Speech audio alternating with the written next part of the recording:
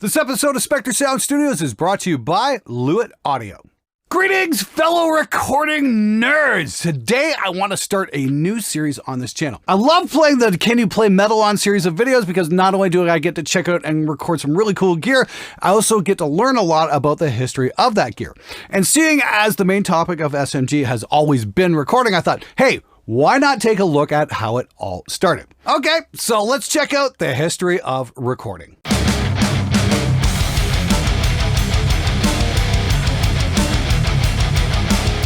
During the 18th and 19th century, Europe and North America were going through the Industrial Revolution.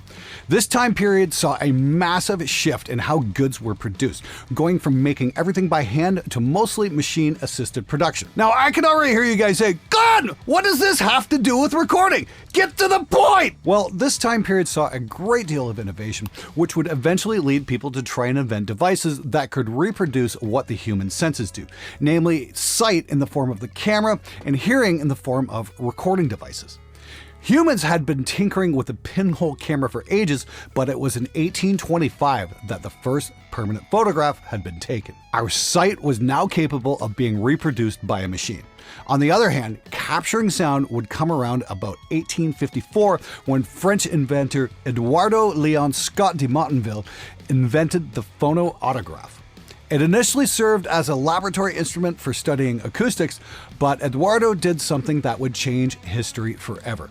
He recorded himself singing.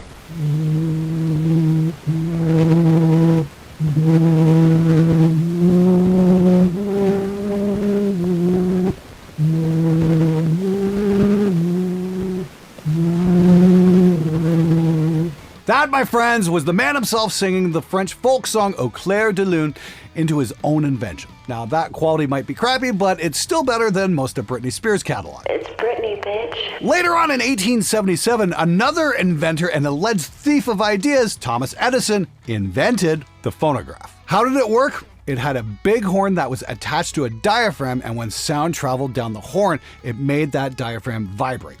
The diaphragm was also connected to a stylus, or needle, which carved a groove into a thin piece of tinfoil wrapped around a cylinder. To do this, the user would have to turn a handle that would spin the cylinder and push it into the needle. Then, vibrations of sound caused by whatever was being recorded were engraved into the foil. The phonograph was also capable of playing back the recordings that were made onto it. By turning the handle all the way back and then forward again, it produced the sound that was on the cylinder with a needle, kind of like how a vinyl player does. However, these were all mechanical devices and they were very primitive by today's standards. The fidelity and volume of the recording were very low and only captured a narrow segment of the audible sound spectrum, from about 250 Hz up to about 2500 Hz. Plus, they also had a distinct scratchy and distorted quality to them. Can you imagine listening to your favorite tracks like this?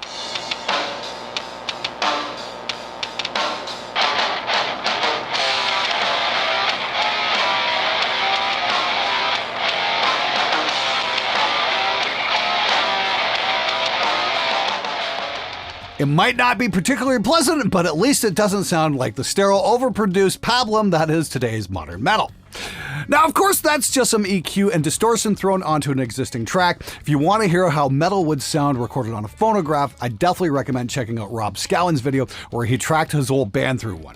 Seriously amazing stuff. All right, everybody, just going to break in here for a second and give a shout out to the sponsors of today's video, Lewitt Audio. Now, I absolutely love Lewitt microphones. They are amazing value for the money and I use them all over my studio. Their drum mic package lives on my drums and I especially love the DTP 340 tom mics. They're about 80 bucks, come with their own clips and are a great choice as the sound rivals the competition for about a quarter the price.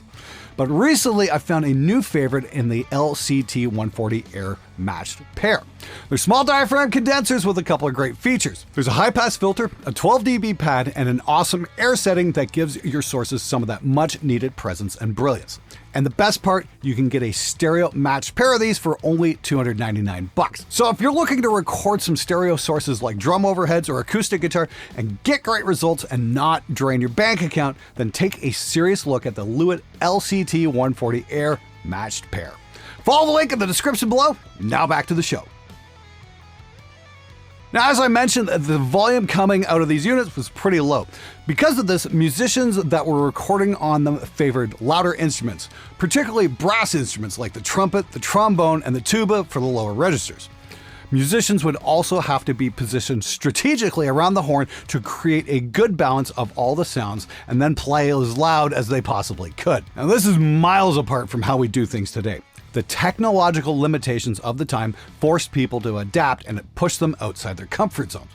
Oh, if only some of today's prog bands would try that. However, the phonogram was not without competition. Around the time it came into the public eye, Alexander Graham Bell's Volta Laboratories started developing the Graphophone in an attempt to improve on Edison's design. Alexander Graham Bell was also the guy who patented the first microphone in 1876. Unlike the phonograph, the Graphophone's needle moved from side to side in a zigzag pattern across a wax-coated cardboard cylinder. This was done because Edison's original tinfoil recording was very impractical and hard to work with. Even when used properly, the reproduction of sound was way too distorted and couldn't be played back more than a few times without it being completely ruined.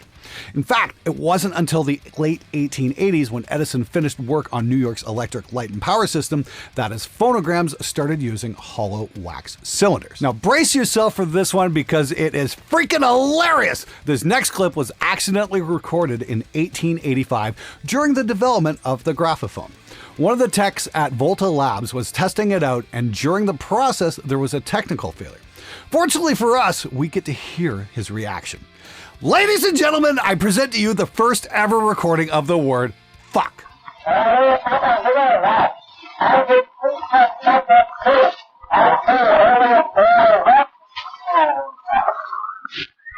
Oh man, that is just too good. It's even funnier when you realize that the official endorsed transcription changed that particular word to oh no. I can only imagine how outraged some of the religious fanatics would have been back then, considering the fact that they weren't allowed to burn people at the stake anymore.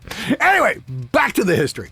In the 1890s, a man named Emil Berliner developed an alternative to wax cylinder recordings with his gramophone. He initiated the transition towards flat discs with a spiral groove that ran from the edge of the disc towards the center. It was, for all intents and purposes, the grandfather of the vinyl record. At the time, the fidelity of disc recordings wasn't as good as cylinder recordings, but there was something that gave it the edge. Since discs were a lot easier to mass produce by molding and stamping, not to mention being much easier to store in mass, Berliner's gramophone and the records that it played were the first disc media viable for mass consumption. Another thing that made the disc more appealing was how much could actually be recorded onto it. Due to its design, the disc could have sound and music recorded on both sides, giving it around 7 minutes of total playing time, as opposed to the cylinder's 2 minutes. Further down the line, Berliner teamed up with a man named Elridge R. Johnson. Together, they improved the sound fidelity of the discs until they were on par with the cylinders. With all this development, cylinder sales began to rapidly decline. Edison felt the pressure of the disc's commercial viability, and although he was stubborn, he launched his own disc record production in 1912. Over time, the cylinder would be phased out entirely, and the design of the gramophone and the disc record would continue to improve, eventually spawning the much larger 10 and 12-inch long play record. Now, what's really cool is that I was able to borrow my father-in-law's Edison Amberola wax cylinder player. It was made somewhere around 1915, and unfortunately the spring mechanism no longer works, so I won't be able to play anything back. What's most impressive about it is just how well the cylinders have held up to this date. Apparently the blue ones can hold 4 minutes of music, but the fact that they're not full of scratches even after 100 years is pretty impressive. The cylinder would be placed on the metal shaft and the stylus mechanism would be placed directly onto the cylinder. Crank up the spring and you're in business. Now, this is a completely mechanical unit with no amplifier circuit, so the volume it's capable of producing is quite soft. But I can certainly see the appeal of it to those who had grown up with nothing but live music in their experience. This would have been absolutely spellbinding to someone who'd never heard a recording before. All right, guys, that's it for this episode. Now, truth be told, the history of recording is quite vast, and we barely scratched the surface of everything we can cover. I'm looking to make this into a several-part series where we'll explore the development of microphones, radio, tape machines, mixing consoles, multi-track recording, digital workstations, and how these developments impacted music and culture.